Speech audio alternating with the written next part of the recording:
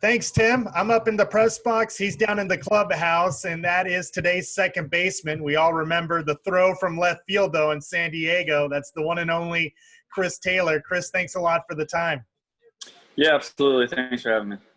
So I know we have to focus on today's game, but if I could take you back to Wednesday night in San Diego, can you describe the feeling you had after that throw that you made to end the game?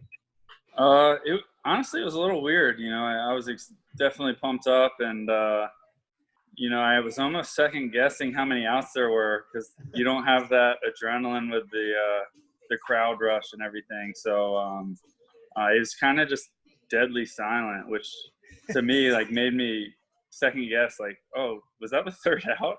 But no, I mean, it was cool after just being able to go celebrate with Mookie and Belly in center field. Yeah, can you talk about that part of it too, Chris? The roar of the crowd would indicate the game is over. So how much more in tune mentally do you have to be with the number of outs and the situation of the game?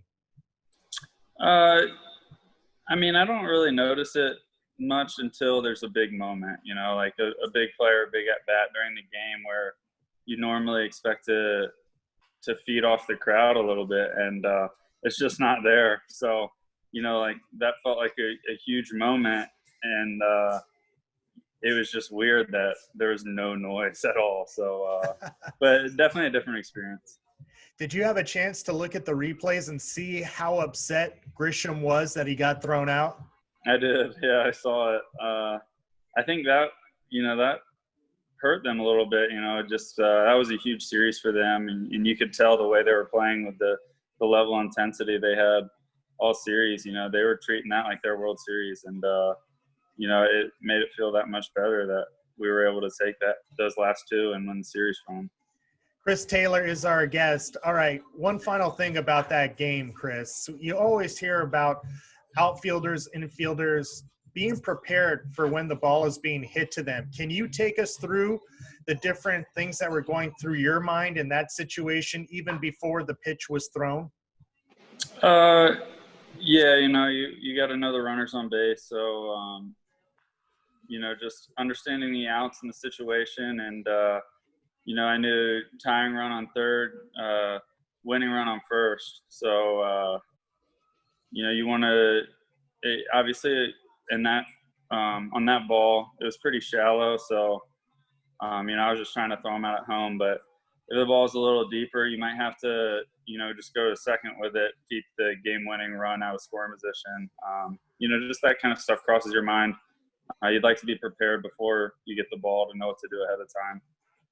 Were you taken off guard that he would test you, or were you expecting him to test you? No, I was expecting it. I knew he was a good runner. You try to keep the throw head high anyways. So if he doesn't go, they can cut it off. Yeah, he's an elite runner, and I knew they were going to push the envelope there. Chris Taylor is our guest, just in front of the Dodgers and Giants series. And Chris, we've noticed you playing with your right hand, and it looks like you may have a pretty bad blister. Is that the case? Yeah, it's just from sliding on it over and over again. I don't really – it's actually almost healed. You can probably see it there. Yeah. But, yeah, it's just one of those annoying things that won't go away. Does it bother you when you're hitting, or do you have enough padding to prevent that from affecting you? I put a pad on my hand and tape it up pretty good, so it's not too bad. Chris, you've been part of a lot of good teams during your short time with the Dodgers. I think back to the 2017 Dodgers and how good you guys were. Is this the best and most talented team you've been a part of?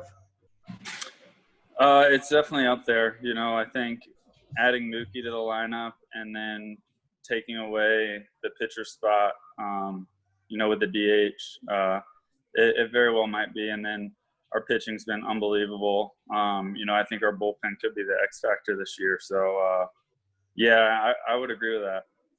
I don't know if you can look down the hall. I think we have a spy peeping on us. Your teammate Joe Kelly might be over there trying to get in on the act. He just texted me a photo of you. Yeah, no, I see him over there. Is he active still, or have they brought the hammer down on him yet? Joe, are you active? He says he's good to go. What do you love about Joe Kelly? Do you ever interact with him, but since he's a relief pitcher, or are you fully aware of everything that is Joe Kelly? Oh, yeah, I'm aware. He's actually sent me a music video before of himself dancing in his hotel room to my walkout song. To your walkout song? Yeah. Was he – I guess I'd be scared to ask you any more details about it. Yeah, he came up from behind the bed without a shirt on, and I was worried. But he had shorts on. It was all good. Okay, we'll end it right there. We don't know how much more Joe Kelly's going to get involved in this interview, but yeah, just a little taste. Yeah, just a little taste right there. That's all we need. So he's active. So is Chris Taylor. Thanks a lot for the time, Chris, and we'll catch up with you down the road. All right, thank you. There he goes, Tim. Chris Taylor and Joe Kelly, kind of. We'll send it back to you. He texted me during the interview. Like a creeper of you right there. You're breaking up. I can't hear you. I said he texted me a picture while we were doing the interview, creeping on you. Yeah, that doesn't surprise me. Tell him, hey, seriously, tell him you think I could take him down in the octagon, right? What do you think? He wouldn't last 2 minutes with me. He said if he's on Ambien. Perfect. I'll see you later. All right. See ya. Bye.